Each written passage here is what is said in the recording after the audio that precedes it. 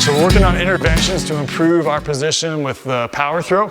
So we tested them in that half kneeling position, so that can actually be our intervention position as well. So we're gonna have the soldier get into a half kneeling position, and this is if you have an upright post or a wall available, where the soldier can get all 3 points of contact, so skull, mid-back, tailbone, okay?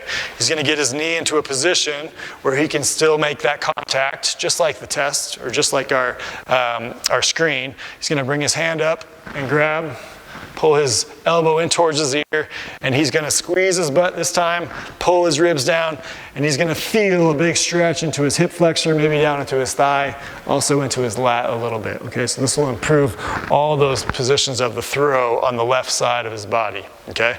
So he's gonna try to hold this position for 30 to 60 seconds, really squeezing, really locking out, and really pressing his spine into the wall or upright post if you have one, okay?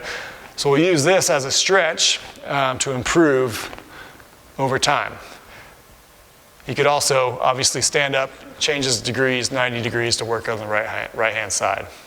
So that's our first intervention for improving our power throw. All right, our second intervention is basically working on that half kneeling stretch position or Samson stretch, but let's say we are out in the field or in unit PT and we don't have a bar or we don't have a wall to lean against. Well, we can get in that same position just out in the open. We just need to know what we're looking for. So we're gonna take a half kneel. Again, we're gonna put our toe into the ground just so we have a little bit of force. We're gonna take our hand and put it behind our head and bring our elbow in towards our ear, okay? We're gonna tuck his tail under and squeeze his butt, hold his ribs down, okay? He should start to feel a stretch, okay? And then he's just gonna very easily drift forward without giving up any of this position here, okay? And he'll feel a stretch, he or she will feel a stretch right away if they're really strict.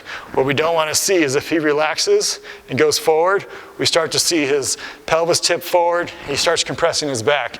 He might still feel a stretch, but he's sacrificing his back position. So we wanna make sure we stay tucked, ribs are locked down, and as we lurch forward, we don't lose any of that position. You won't have to go to an as extreme position to feel a stretch in the front of the hip or into the thigh, okay? So this is our second intervention to improve upon that yellow score on our Samson screen.